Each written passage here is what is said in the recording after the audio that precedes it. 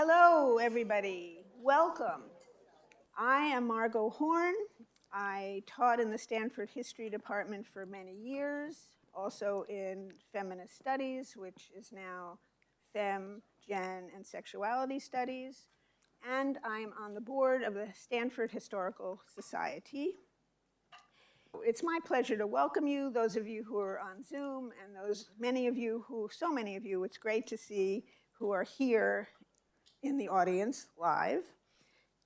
Today's program, entitled Stanford Women Faculty, Feminist Studies, Research and Teaching, Historical Reflections, is hosted by the Stanford Historical Society and is co-sponsored by the Clayman Institute for Research on Gender and the Stanford Law School's Women Alumni Organization, and we thank all of our sponsors. I think this program is also a fitting part of the 50th anniversary celebration of the Clayman Institute, which has had many names, as we'll learn in the presentation. And it's also part of the celebration of March as Women's History Month. So here we are. I also have to put an important plug for the Stanford Historical Society. Those of you who are members, you know that we depend on our membership dues and donations, and so we welcome anyone who wishes to join. Everybody's welcome to join, and of course you can do that on our website. Now, it's my great pleasure and honor to welcome today's speakers, Nan Keohane and Myra Strober. These are eminent feminist scholars and path-breaking institution builders. And on a personal note, when I first arrived at Stanford, which is now 40 years ago, I was first a scholar at the Center for Research on Women, CROW, which you'll hear more about, and of which Myra is a founding director. That's when I first met Myra. And as a historian of women, I was very lucky that CROW was the first place where I landed here at Stanford, and it has provided me with a vibrant feminist community of scholarship and support throughout my years here at Stanford. To turn to our speakers in a little bit more detail, Myra Strober is Professor Emerita of Education at the Stanford Graduate School of Education.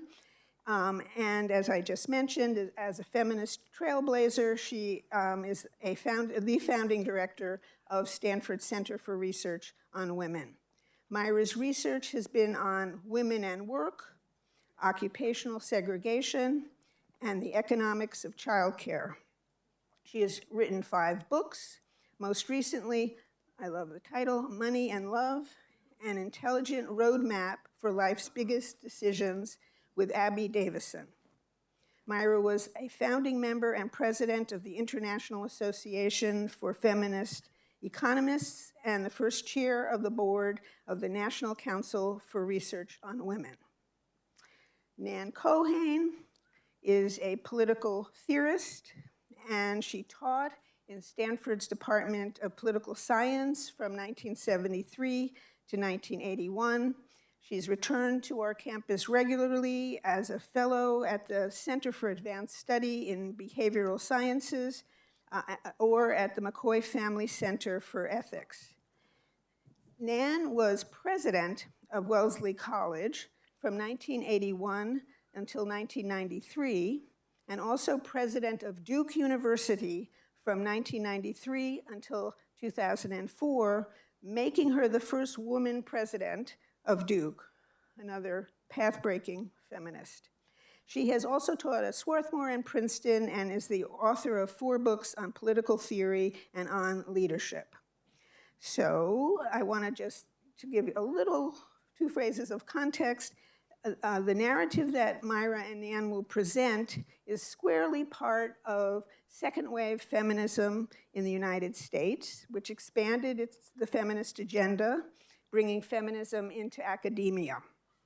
So as path-breaking feminist institution builders here at Stanford in the 1970s and 80s, Myra and Nan shared the work of making Stanford a preeminent center of feminist scholarship in the United States. So please join me in welcoming Myra and Nan. First, Myra.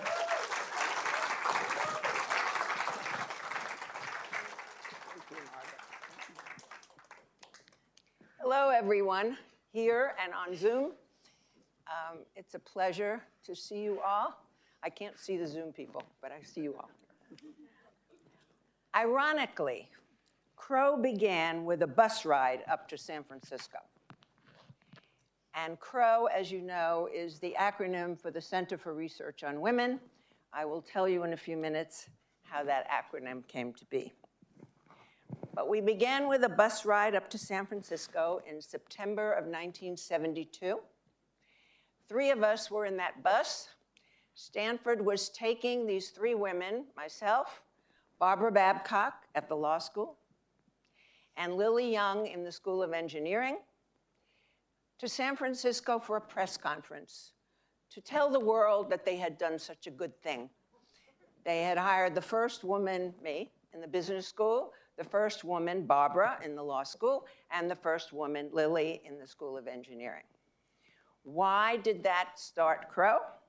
Because as a result of the press conference afterwards, there were articles in all the local newspapers about the 3 of us, and in particular, the research that I was doing and Barbara was doing. And in that year, Stanford had 5% of its faculty as women, total of 5%. Those are the tenure line. And full professors, women were 2%. So this was a real big deal that they now had these 3 more women. So the bus ride led to many newspaper articles, which led to 3 visits to my office hours separately by 3 students. Each one wanted to start a center for research on women. And they were very clear that they did not want a consciousness-raising operation, as they put it. They wanted research. And Beth Garfield was an undergraduate. She was one of the ASSU presidents. Susan Heck was a doctoral student at the School of Education. And Cynthia Davis was also an undergraduate. None of them knew the others. I told them as quickly as I could that assistant professors don't start research centers, and wished them well and sent them on their way. A few months later, I found that Beth and Susan were both in my class on women in work. Well, now I couldn't dismiss them so quickly. I introduced them to one another, and then I told them that they had a 3rd person whom they knew nothing about, Cindy Davis, and they got in touch with one another, they talked, and now all 3 of them came to my office hours together. I told them this was a great idea and they needed to get in touch with senior faculty to make this happen. So they did. Susan talked with Jim March and Elizabeth Cohen in the School of Education. Cindy talked with Eleanor Maccabee, and Beth talked with Leah Kaplan, who was the Dean of Women's Students. And all of them said that they thought this was a great idea and we should move forward. So my situation as the first woman faculty member, I had a compatriot, Fran Gordon, who had an equally hard time. It was so alienating that this idea of being a part of a group doing research on women was very attractive. So I decided to participate in this, and the 3 students and the 4 faculty that they had corralled all met in my office. And by the end of the meeting, Jim March and Eleanor Maccabee agreed to be co-chairs of a planning committee to start this. They also agreed to send a letter to the Ford Foundation asking for a planning grant. And on the strength of their 2 signatures, the letter they sent was 2 paragraphs long. On the strength of their signatures, Ford sent $25,000 to Stanford for a planning grant. So we constituted ourselves as a planning committee. And when it came time to discuss the name of the entity that we were about to start, one of the students said that this should be called the Stanford Center for Research and Education of Women, SCREW.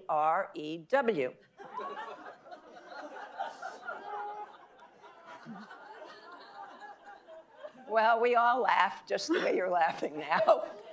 And we said, no, we're not doing that one. So Crow was the compromise name. We left out the education part, although we did a fair amount of education. We all settled for Crow and told each other, nobody liked the name, but we told each other now we would have something to crow about, so that was it. My next step was to work with Cindy Davis to start a lecture series. And I was at the GSB, so I could reserve a big room. And you can't imagine how many people came to these lectures. I thought the fire marshal was going to be in my office, 6 times, because the place was overflowing with women, not students, women from the community, secretaries on campus. Remember when we had secretaries? Secretaries, clerical people, wives of faculty, very few students. But these lectures were a huge success. Barbara Babcock Eleanor gave the first lecture on sex differences in children, which we would now call gender differences. Barbara Babcock spoke on the law and the fight for sex role equality.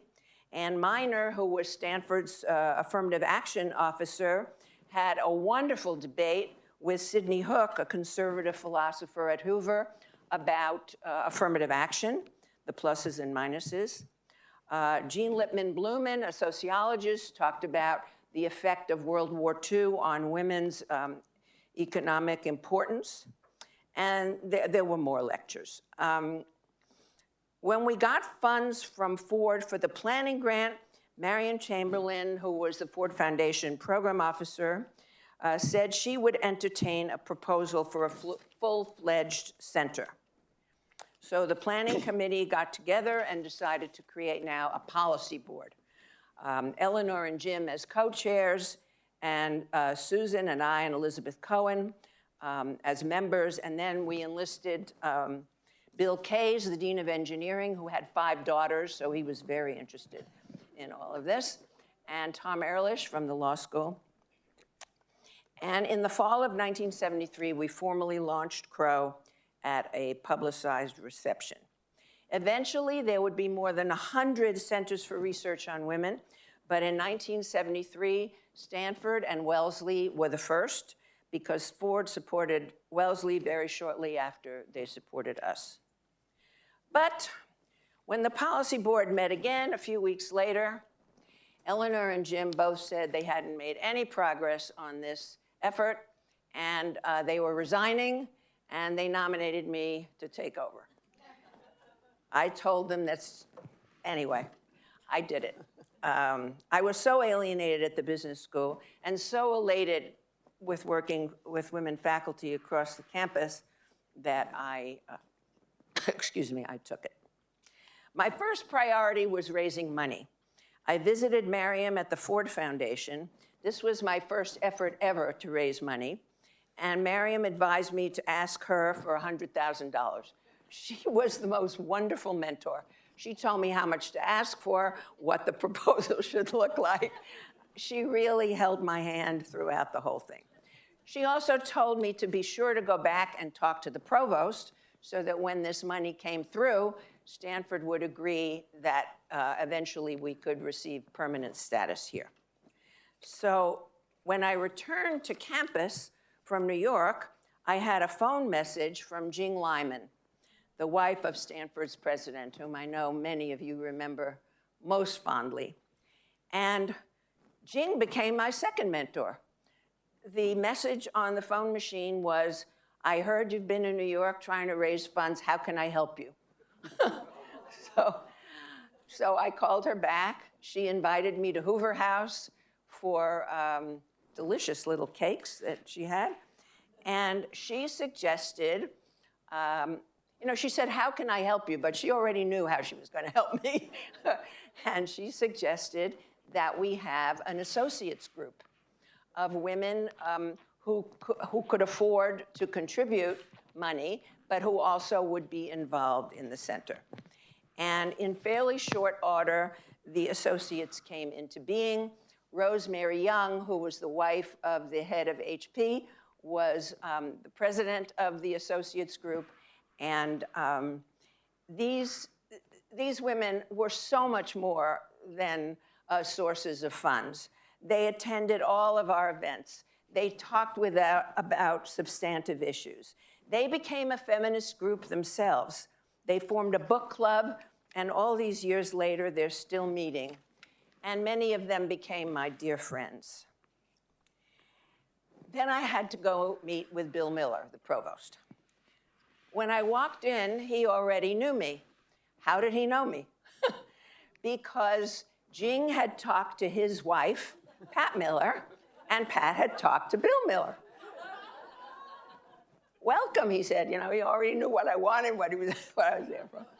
And then he proceeded to talk to me for a long time about his mother and how she was really a feminist, even though nobody knew it at the time and so on. So Bill and I got along very well, and he said he would assign someone from the development office to work with me. And that's a whole other story for another time about being subjugated to the development office. It's a plus and it's a minus. In December '75, I submitted a grant proposal to Ford, and Mariam Chamberlain came to Stanford for a site visit. She met the members of the policy board, as well as Dick Lyman and Bill Miller, and shortly after her visit, we got the $100,000. We were given status as a non-permanent center, and we would be reviewed in several years for permanent status. Administratively, we were placed under the Center for Interdisciplinary Research. We were the only non-scientific entity under this. And they kept asking me, how come we're raising so little money? And I kept telling them, we're not doing science research. There's no money for research on women. We also got a 2-room office in the Quonset huts all the way at the edge of campus.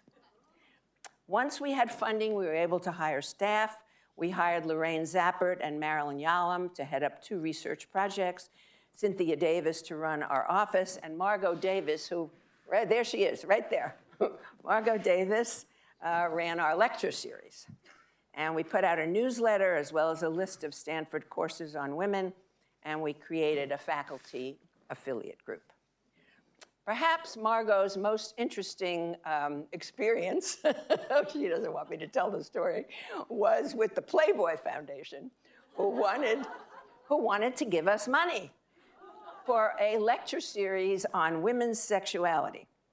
So the policy board met, and we decided we were not accepting this money. The provost was not used to people turning down money. So he called me in, why are we turning down this grant? And didn't we believe that the money was cleansed in the giving?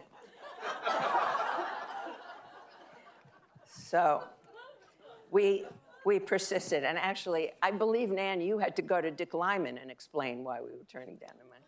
Yeah. I remember that very vividly. Yeah. So let me just say a couple of words about Marilyn Yalom, who started as a researcher and then became our associate director. We would never have gotten anywhere without Marilyn. She passed away a few years ago, and we all miss her sorely. She was an amazing woman. The first thing she did was had a huge conference on West Coast women writers. Her field was literature. But then she also got us our house, which was the house of the first president of Stanford. It was way out near the medical school to begin with, and it was put up on wheels and moved twice. It's now called Carolyn Lewis Atevney House in honor of Carolyn, who earned a PhD in psychology from Stanford in 1952 and was the first Native American woman in the United States to earn that degree. In the spring of 1976, the Center for Interdisciplinary Research had us meeting with us to give us permanent status or not. So first, they spent a lot of time telling us how we hadn't raised enough money, and we listened to that. And then the best question of the day came from the head of the center, who said to me, would I agree, if we got permanent status, that when this problem is solved, we will disband? So I thought that was a really easy question. And I told him that he should call me as soon as it's solved. And we would disband. I returned to the GSB to get my tenure file in order, and Diane Middlebrook and Ann Miner became co-directors. They had wonderful complementary skills. And over the years, Crow has had numerous directors. Each emphasized different aspects of gender research, depending on their field of study. And I think that's what enabled the center to thrive all these years.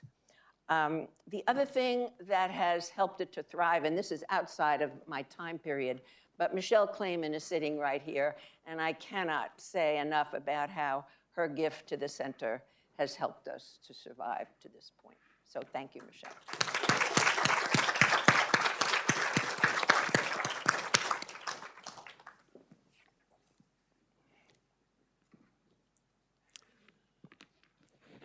Thanks, Myra. And I think we can all be clear that we have no reason yet to disband. So I arrived in Stanford a little later, the fall of 1973, and I was also the first woman in the poli-sci department. My colleagues were very supportive, but they were focused on their own methodologies. And I, as a political philosopher working in French political thought before the revolution, didn't have a lot in common with what most of them were working on. So there was not a lot of scholarly comradeship. I found that, and also wonderful friendships, my people at Crow. The group was the most important cohort at Stanford for me, intellectually and personally. And I was increasingly identifying as a feminist and becoming interested in feminist theory. I joined the Crow group and then the policy board in 1978 and gave the final noon lecture in the winter quarter 1980 on women and authority. And I also recall with special pleasure the Crow seminars on feminist theory and practice. These seminars brought together people from around the Bay Area. I got to know several prominent feminist theorists, including Catherine McKinnon. I did some work in the Stanford archives to prepare for this talk. As several of you know well, it's a great place to work. I came across that first Crow newsletter. It appeared in the winter of 1975. It was 8 pages, simply printed, stapled together, no photos. This volume 1, number 1 of the newsletter featured a history of the organization as it had been founded, and they were the ones who put out the phrase, Stanford now has something to crow about. And they defined crow as a word, quote, expressive of pleasure, which is a clever way to capitalize on what some people thought was an unfortunate acronym. I particularly liked the emblem for Crow, which some of you may have seen in this first edition, which lasted for quite a while. It was the drawing of a female centaur who was also an Amazon, and she was shooting a bow and arrow with her horse's hoof on a pile of books, a quiver at her side, and the name of the center stenciled around the image. Center, centaur, who knows? But in any case, it was a wonderful emblem, and I'm glad that it was there for several years. The account in that first newsletter said that the early planning meetings of Crow, and Myra mentioned this, had focused on education as well as research. And they said specifically, there's a need for more sustained coordination of women's studies efforts throughout the university. There are few opportunities for communication among faculty doing research on women. And that was very clear when the campus report in November 1972 listed the 10 courses taught that quarter on campus that take, quote, a specifically female perspective on topics relating to various academic disciplines. 10 courses taken together 400 students, 10% of them were men.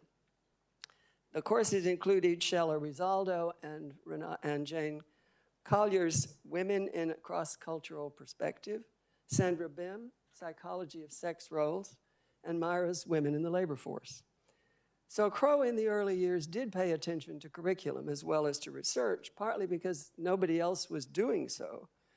And it spoke of itself in 1978 in one grant proposal as acting, quote, in lieu of a women's studies program at Stanford, and published a compendium of courses each quarter. My own participation was mainly in the task forces for women's studies. This group was charged by the policy board in 1979 with bringing the courses and adding others to make a true program in the study of issues around women. So I eagerly seized the opportunity to become part of this group, and we worked together to work together to create what became the Feminist Studies program. My memories of those meetings are still very vivid. We gathered in people's living rooms with long evenings spent on somebody's rug, drinking red wine and talking late into the night. Or we went on retreat to somebody's home nearby, Diane's, with a swimming pool, and we had earnest discussions in all kinds of settings. The group made decisions by consensus, a very good second wave feminist rule. There were no leaders, no single spokeswomen, nobody controlling the agenda. This was a slow process. It was sometimes messy or frustrating, but it was also psychologically rewarding. And in the end, it was very productive. There was also a concurrent faculty seminar on feminist studies with participants from around the Bay Area, Berkeley, San Francisco State, San Jose State, and others, which had women's studies programs. And we were working together to learn more about what was going on in women's studies around the country.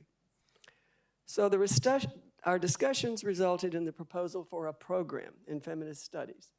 We didn't ask for a department, partly because we were pretty sure we weren't going to get one right away, but also because we wanted to retain disciplinary linkages for each of us with other parts of the university so that we would reflect back what we were doing into our own departments and vice versa. I think that was a very wise decision. For the first 10 years, Feminist Studies was not a degree-granting program. It was a structured set of courses designed by a committee of interested faculty so that each student would submit their own plan for their courses to the committee for individually designed majors. It was approved in that form in the fall of 1981. And at the review in 1991, it became a degree-granting program.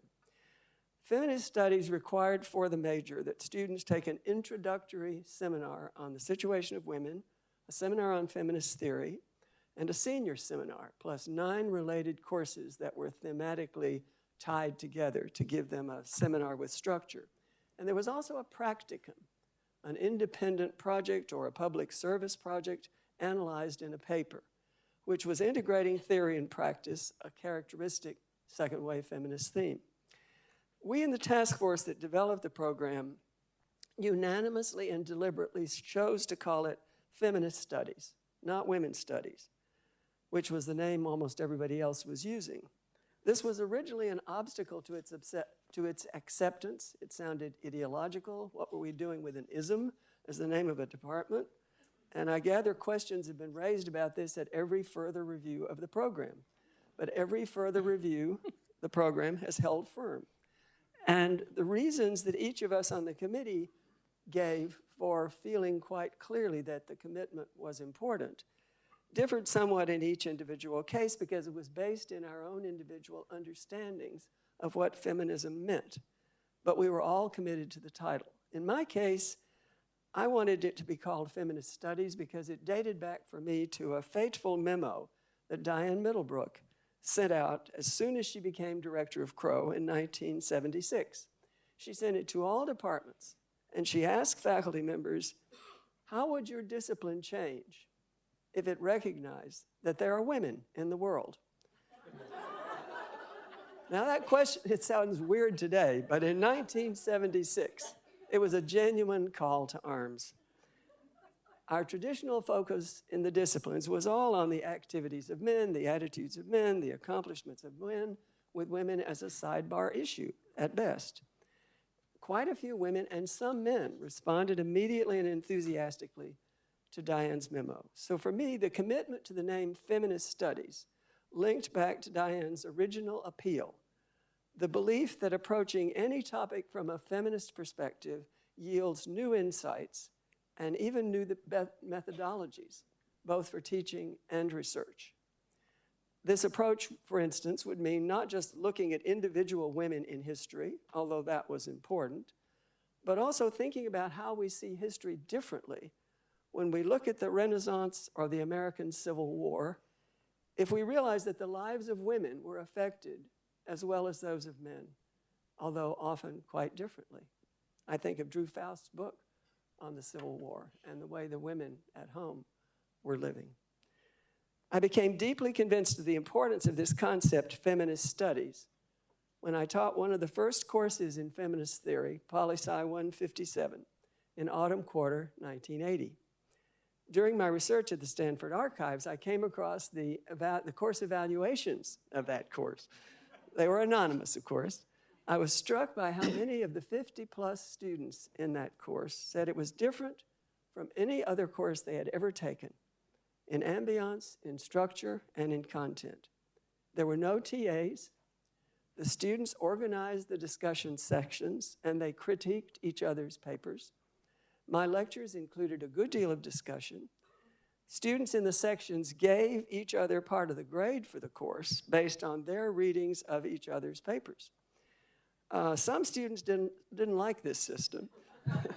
They missed the steadying authority of the TA, and they were unhappy because the grades given by the students were lower than usual. But many students recommended the course for both women and men, and several commented on the more relaxed, less competitive atmosphere. One fairly common refrain is captured in quotes from several of these evaluations. Here's one. This course gave me a new perspective on everything, my life and my existence. Another quote, this course caused me to question many things I had previously accepted. Or, quote, it gave me an ability to think through complex ideas and understand the complexity of problems. There was one other that I always liked. I always felt that I should be treated equally with a man. This course gave me the background to defend myself. Not all of the comments were like that. One student said, sometimes the atmosphere becomes a bit too clubby or smug. And that was probably true in some ways. But it's striking how positive and enthusiastic almost all of them were. I've taught many courses over the years, but I've never taught another where people called it life-changing. And I also found it life-changing. I would have been very happy to have stayed at Stanford and taught it for many years. But in that same quarter, as Margo mentioned, I accepted the invitation from my alma mater, Wellesley, to come back as president in autumn 1980, regretfully leaving Stanford in the summer of 1981. I got the Wellesley offer in part because of another Stanford first. I had been the first woman elected chair of the Faculty Senate in 1980-81. And that was a key part of what brought my name to the attention of the Wellesley Search Committee. I had been elected chair by only one vote. So if one of my friends had been sick that day, my whole life would have been different. Now, at this point, we have a brief slideshow to illustrate our points, and Myra and I will comment to tell you what the slides are, but there are only 8 of them, don't worry, and then some brief comments followed by each one of us before we begin our Q&A. Well, this is kind of self-evident. There's Marilyn Yalom, who was the deputy director, Estrada Freeman, who was the assistant director, and Barbara Jelpy, Who is here. And we will talk more about Barbara Jelpy in just a minute. She was the editor of Science.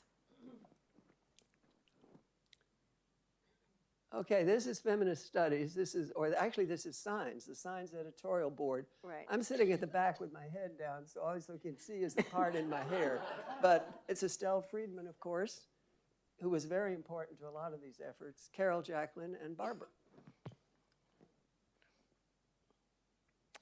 Well, here are Dick and Jing. And we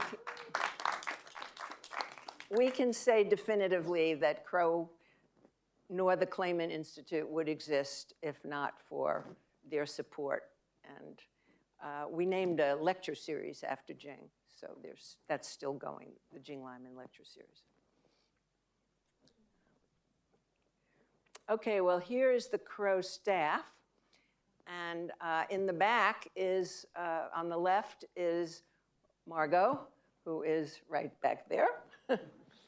And next to her is Bethany. I don't remember Bethany's last name, Margo, do you? No. And then Marilyn Yalom is next to Bethany. And the woman sitting on the left was my secretary at the GSB who came with me to Crow, but I don't remember her name either. And then that's Estella Estrada Freeman in the middle, and then I'm on the far right. These are the students, along with me and Jing, who started the center. On the far left is Cynthia Davis Russell, and then Beth Garfield, and that's me in the middle, and then Susan Heck, and then Jing Lyman. So this was at one of our anniversaries. I can't remember which one. And that's Dick and Jing at an earlier phase, the time when they would have been helping us with what we were doing. And that's a picture of me from an interview with Crow in 1980 when I gave that final lecture. And you can see at the bottom, there were almost no women in the book, which was one of the things I said in the interview. And that's me on the left, and Marilyn Yalom in the middle, and Estella Estrada Freeman on the right. And that's Barbara, surrounded by some of the people you were working with for Signs, some of the students. Is that right? Yes. Yeah. Johnson was the co-managing editor. Then Becky Murphy, others are English graduate students. Students involved in the production of the magazine Signs, which we're going to talk about briefly in just a minute. And that's Diane Middlebrook, warmly remembered and much missed. Yeah. So now we're going to do just a little bit more talking about Signs, and we're indebted to the Clayman Institute for providing those photos from its files. Thanks very much. In 1995, Catherine Stimson, who was professor of English at Barnard College, started the journal Signs, a journal of women in culture and society. In late 1979, both Stimson and the University of Chicago decided that for maximum innovation, the journal should rotate its location and its editors every 5 years. And so they put out a request for proposals. I thought it would be a great boon to our scholarship to have that journal at Stanford, because all the articles that were just new would come to us first. We would get first crack at all of them from all over the world. I talked to the policy board about this, and everybody agreed. They authorized me to talk with Barbara Jelpy, who's sitting down here in the purple, professor of English at Stanford, to see if she might like to become editor of Signs. Barbara was excited about the idea, and she and I together wrote the proposal for the University of Chicago Press. Our incredibly interdisciplinary associate editor team was Estelle Friedman in history, Carol Jacqueline in psychology, Nan Keohane in political theory, Shelley Rosaldo in anthropology, and I in economics. Next, we talked to Don Kennedy, Stanford's new provost, who was, in Don's fashion, enormously enthusiastic. Don predicted that this would be a very competitive contest, and he turned out to be right. Only Wellesley and Stanford got site visits. At our site visit, Don was up front and center. He met with Jean What was Jean's last name? Sachs. Jean Sachs. The editor at Chicago, who would choose the next editor of Signs. And we had no doubt that Don's enthusiasm and charm played an important role in Stanford winning the Signs editorship. Signs was housed at Crow, and then the center really became a focus of feminist scholarship at Stanford, as well as a home for many women faculty.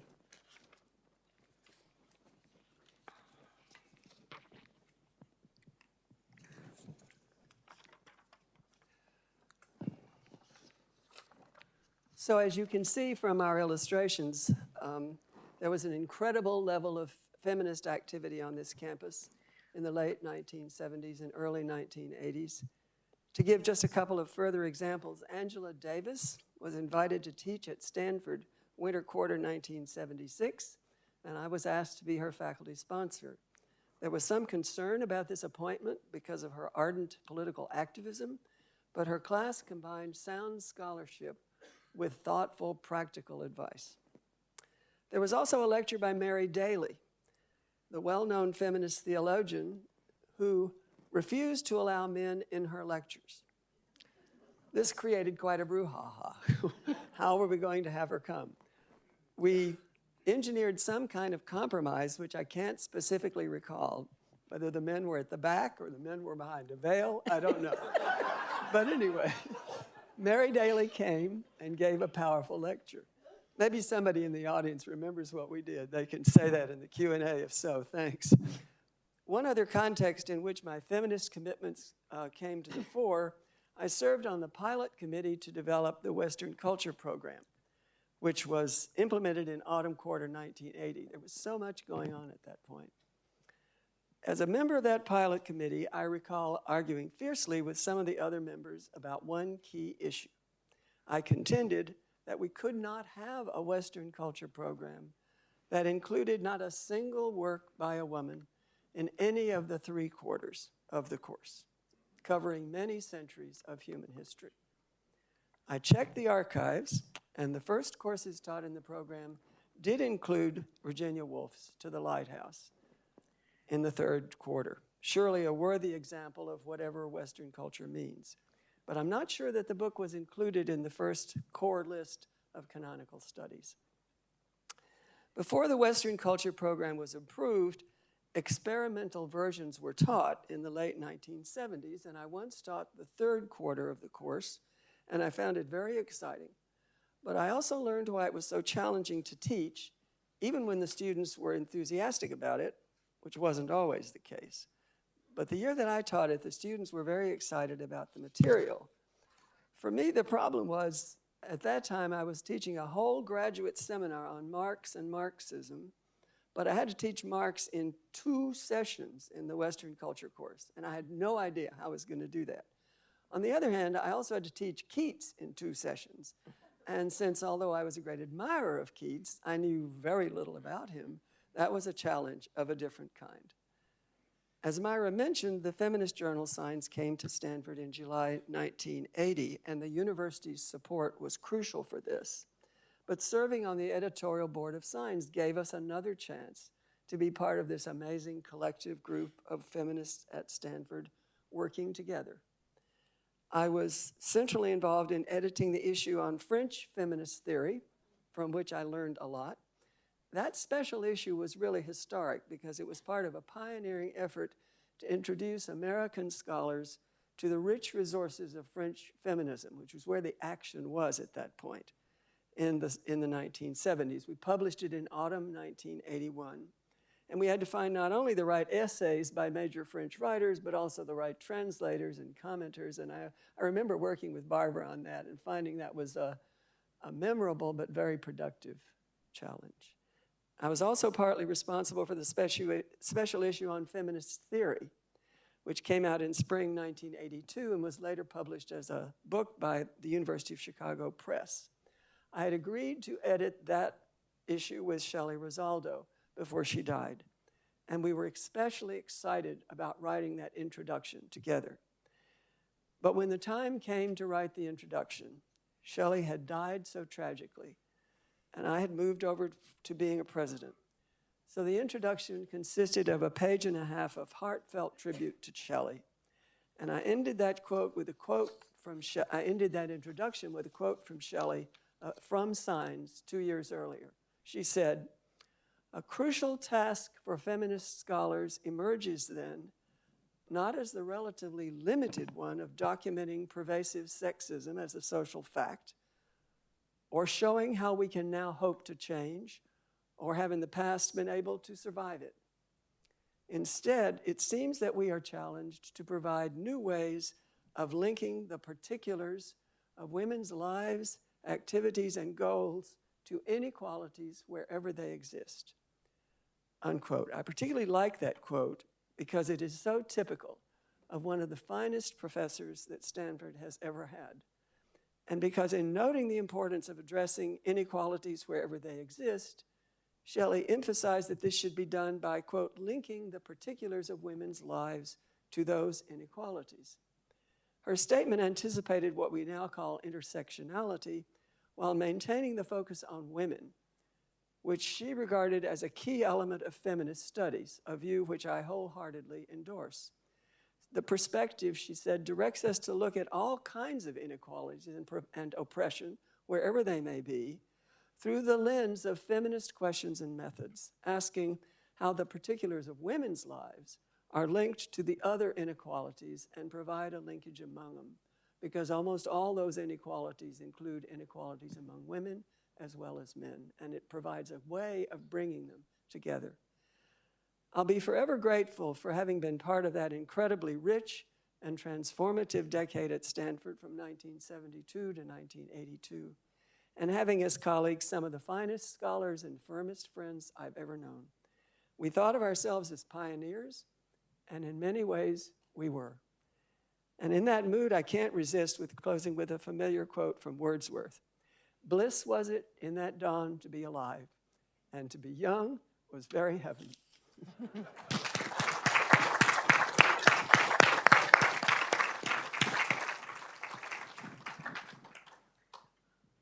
Well, thank you. That was fantastic and inspirational. Also, thank you both.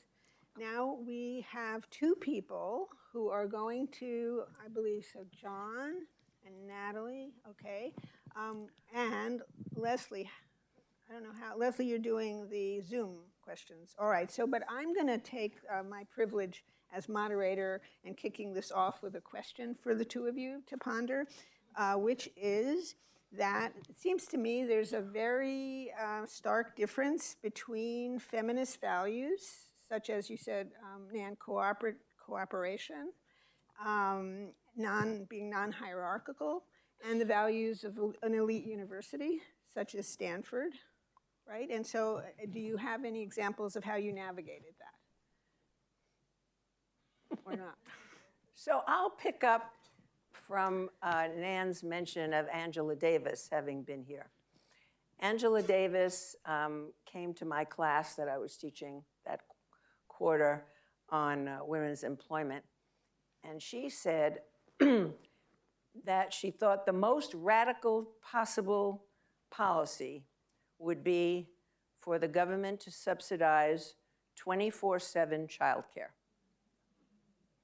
And if you look at what's happened since she said that, the answer is next to nothing. Although Stanford itself has certainly developed a lot of childcare here. But as a state, as a nation, we have not. And I think looking back on what Davis had to say, it's because it's the most radical thing that we could possibly do. Imagine if people could drop their child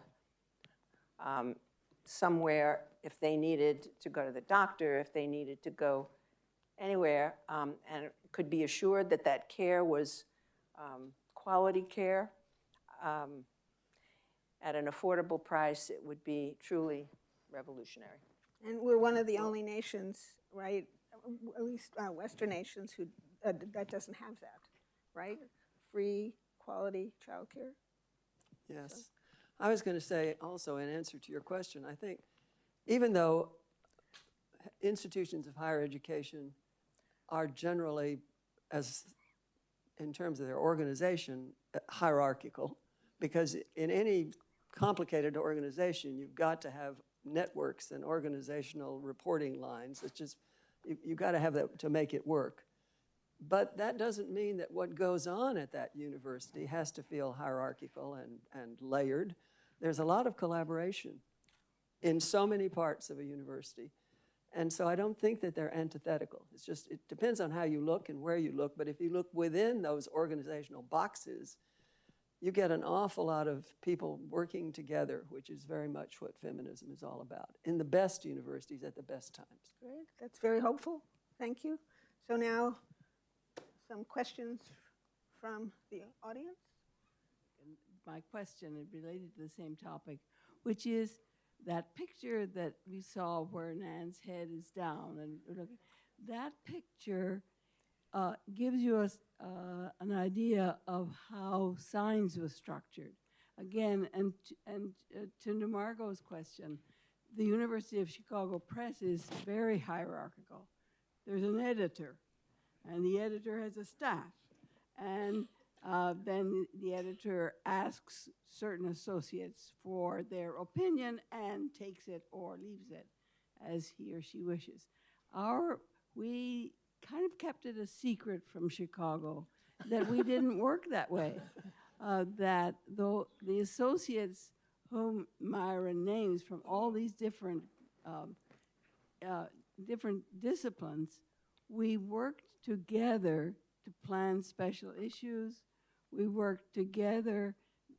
It's true that with the staff, we used to do weeding out of the essays that seemed as if they weren't going to go anywhere. But the essays were sent around for people's consideration. So it was another sign, and for me, the most educational and wonderful sign of feminist thinking together. Thank you. That's certainly the way it felt.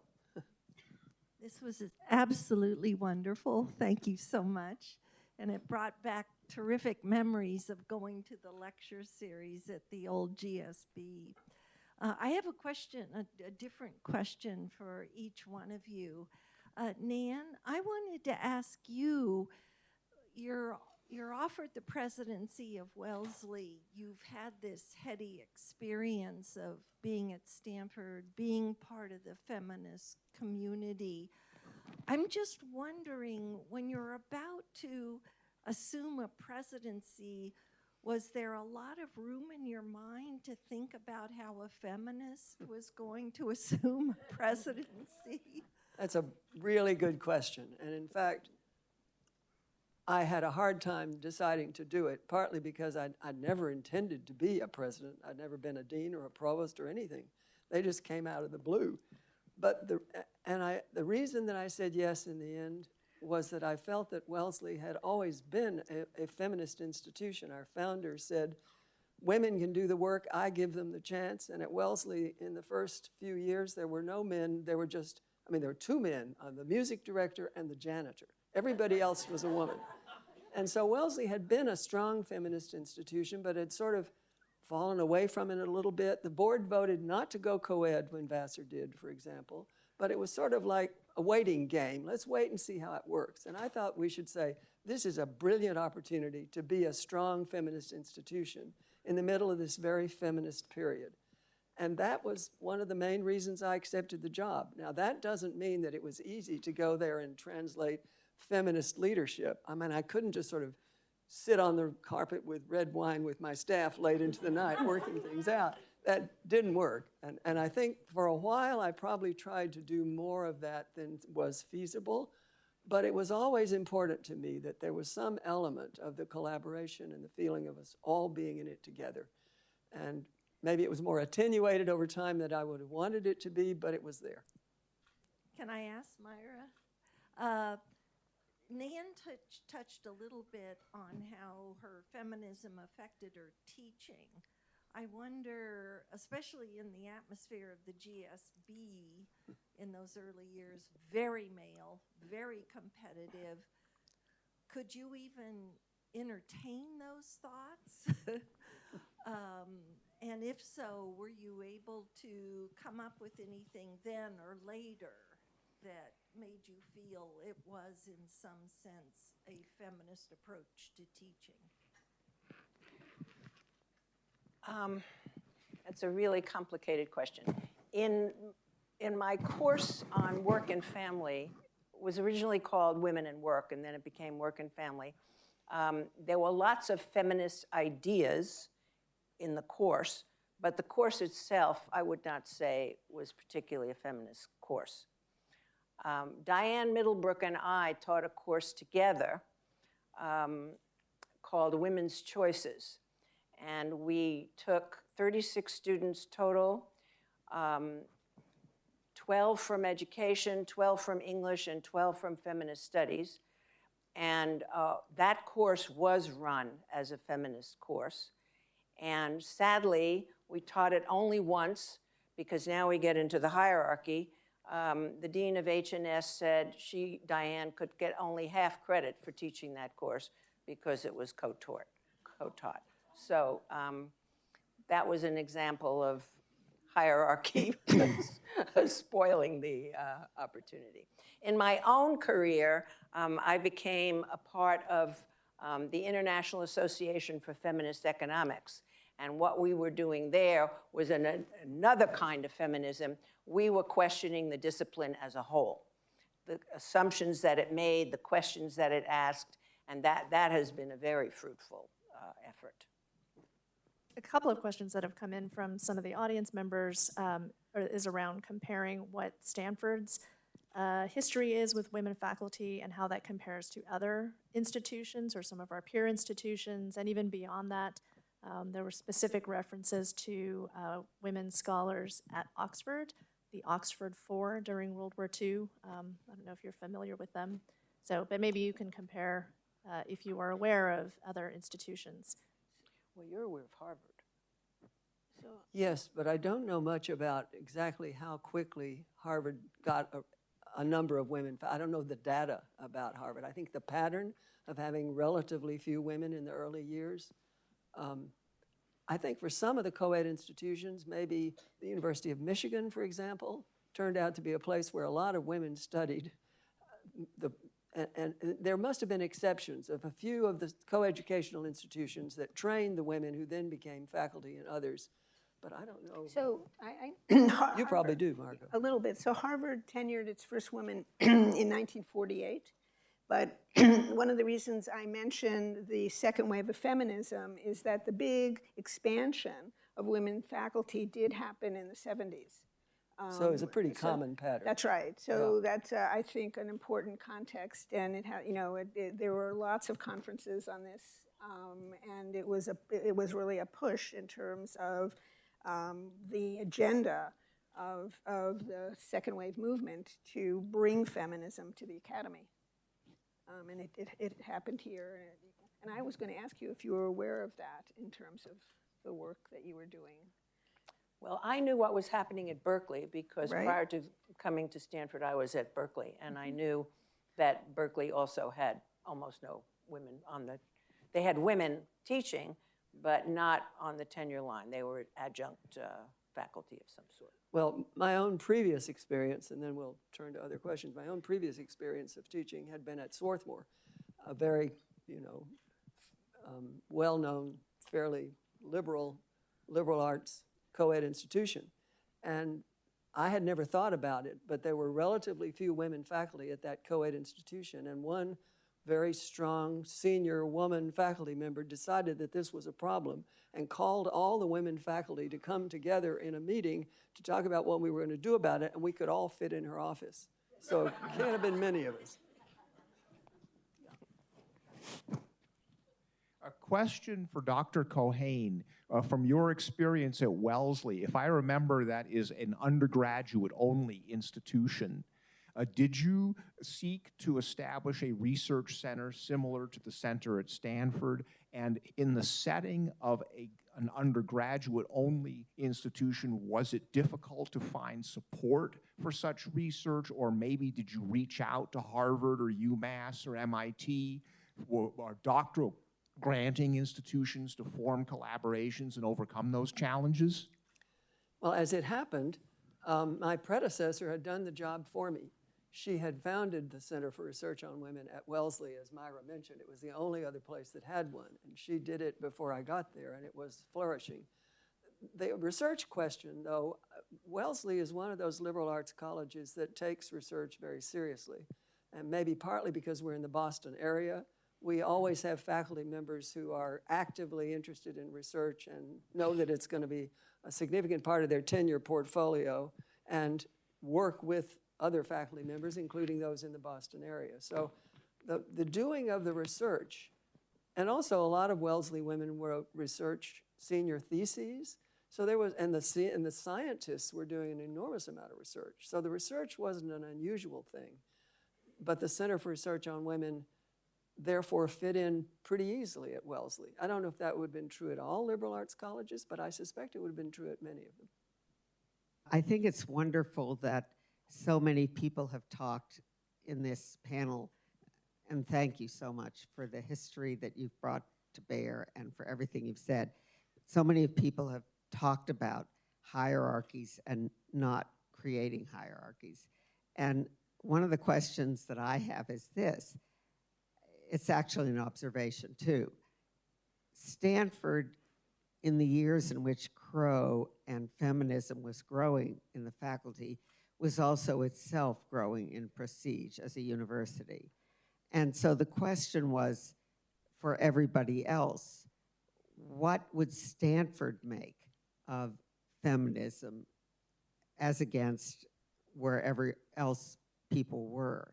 And I think that one of the great decisions, if I don't know how rational it was, of the feminist faculty at Stanford was that Stanford was a place that could have the funds to host feminism, but had to be really inclusive in terms of who could belong to that.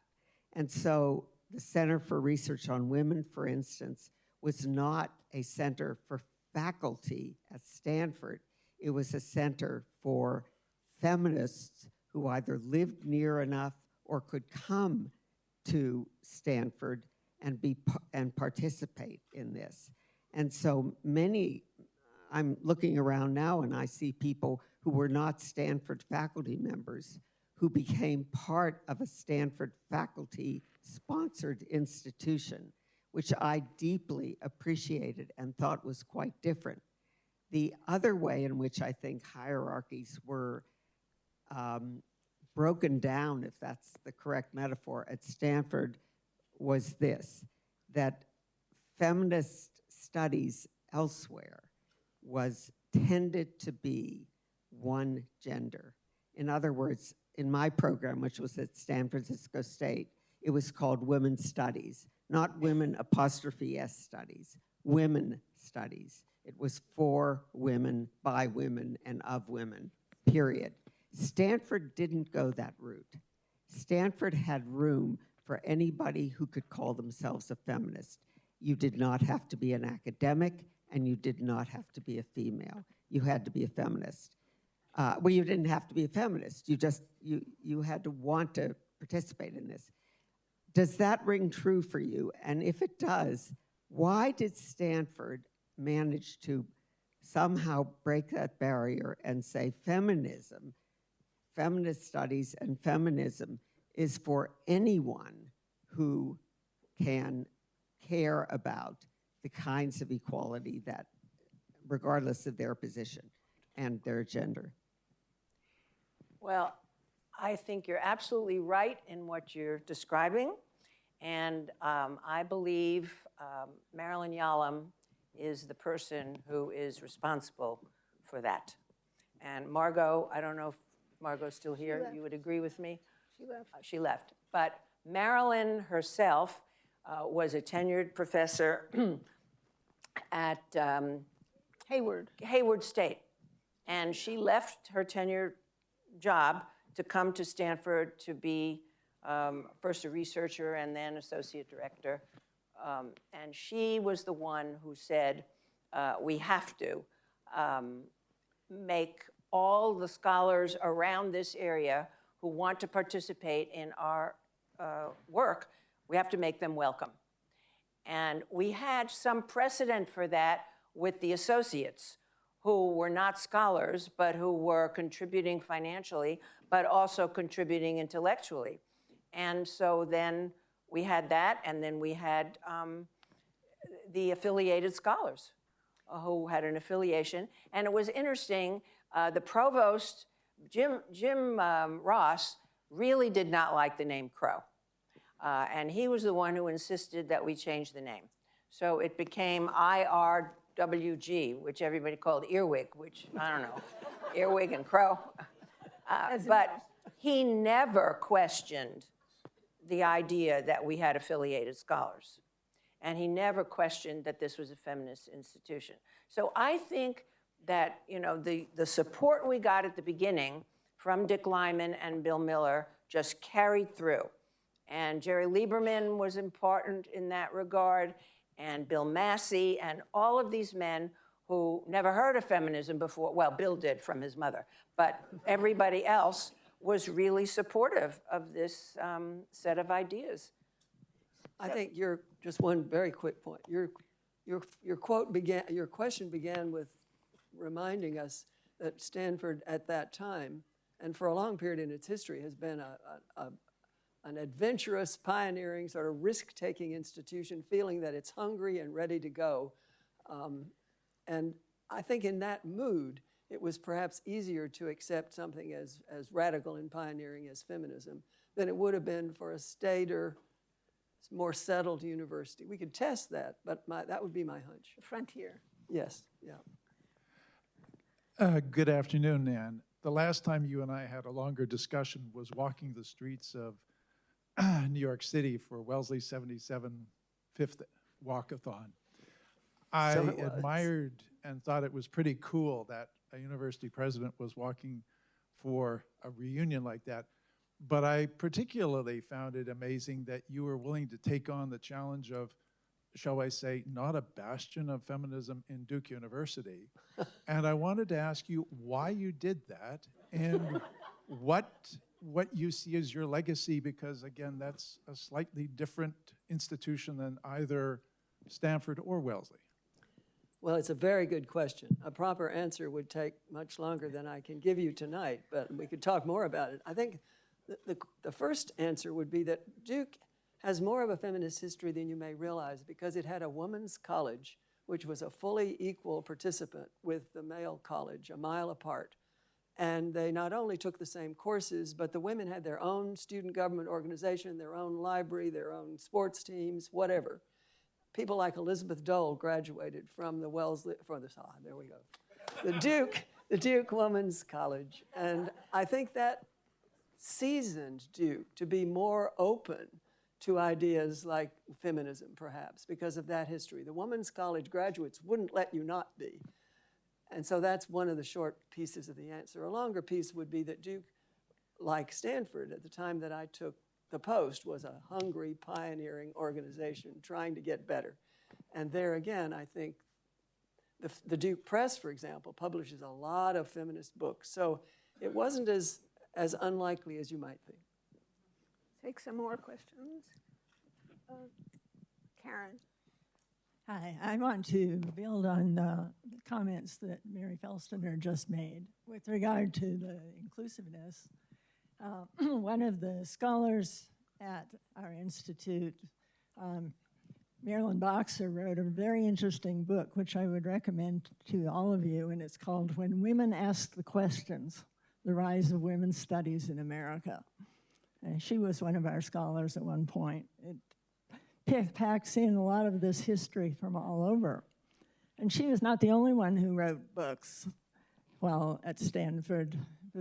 In addition to the faculty, I would urge you to go to the Institute, to the Ottoniva House, and look at the books on the shelf that were produced by the scholars during the time that, during the first 45 years at least, and continuing, because it's a very impressive list of of books, and it's pioneering scholarship that you can look at, touch, and read, for heaven's sake. Very exciting. And I think that's one of the most beautiful things that the Institute has been able to do.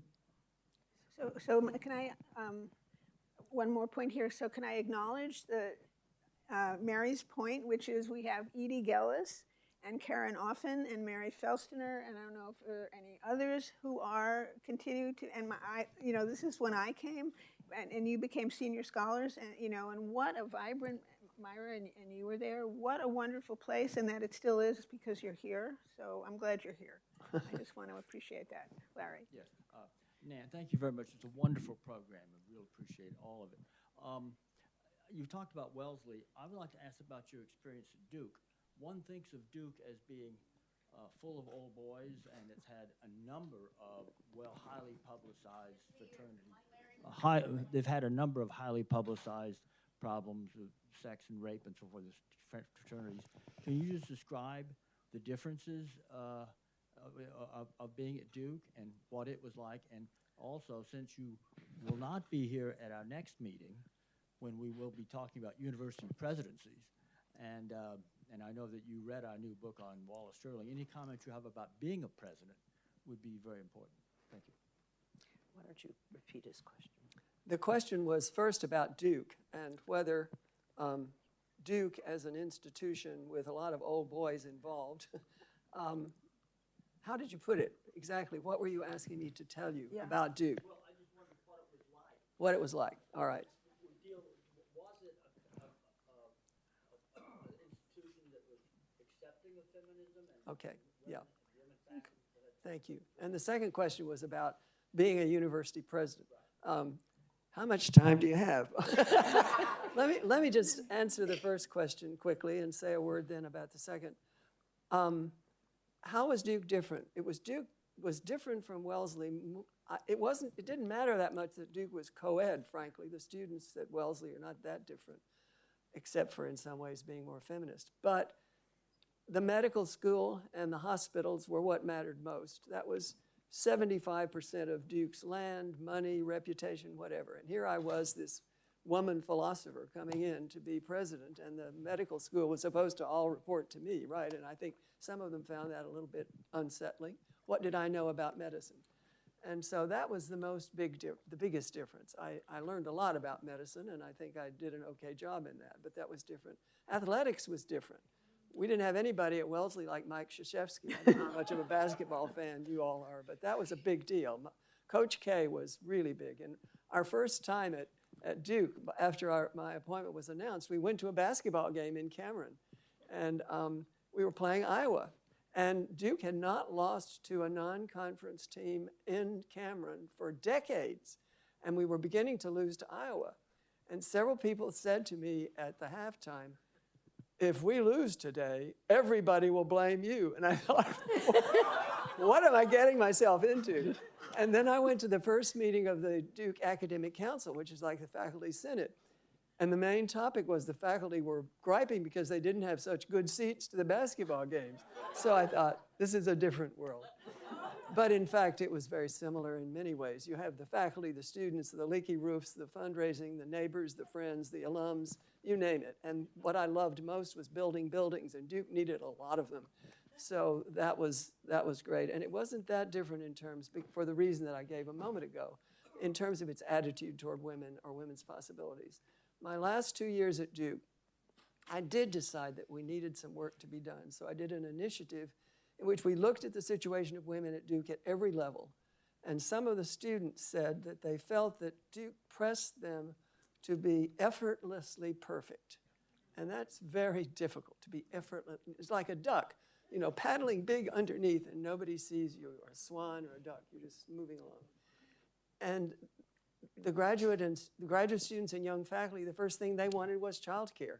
And so even before we finished our study, we started building a new childcare program. So we did what we could to improve things for women at Duke. But I think the fraternity system talk about old boys was the most difficult obstacle to making it easier for women because it controlled social life entirely. And that made it hard for the women to take agency in building social life there.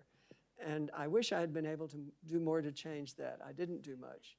The lacrosse scandal that you're referring to was after I left, but it could have happened on my watch. It wasn't Dick Broadhead's fault. So all in all, I think Duke is a much more varied and woman-friendly institution than it may seem from looking from the outside at its history. But there are challenges still in all universities on that score. Thank you. So we're going to have one more question, and that's all the time that we have. Thank you. Hi, I'm Stephanie Smith. I was an undergraduate here in 1976 to 1980. So I loved hearing your stories from the other side. Because at the Women's Center and at the feminist newspaper that we created, we had these similar debates about should it be women's studies or feminist studies or the like. And so Professor Strober, I appreciate your stories about the students who came to you to say we need a center for research on women. And my question is, how did you all were, and we could tell you were friends, we could tell you were sort of having your own consciousness raising sessions, and it was fabulous to see. But how did you perceive sort of student support, student protests, student pushing for hiring of faculty, women faculty, as well as pushing for feminist studies? What did that look like from your perspective?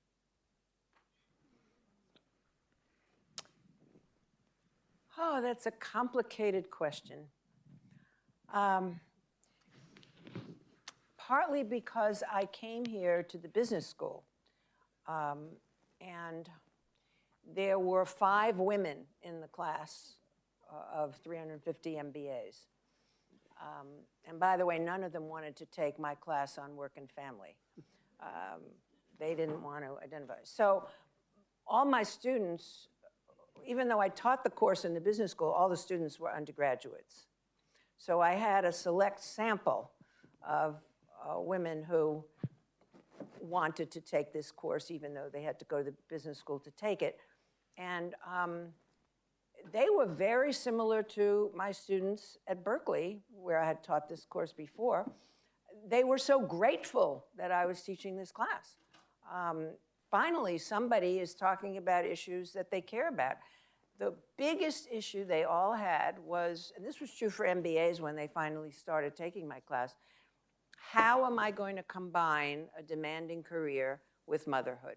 How on earth am I going to do that? And the fact that I was doing it was important in and of itself. And I would have them come to my home, and Beth Garfield still refers to all my kids as the pajama kids because she came and they were already in their pajamas.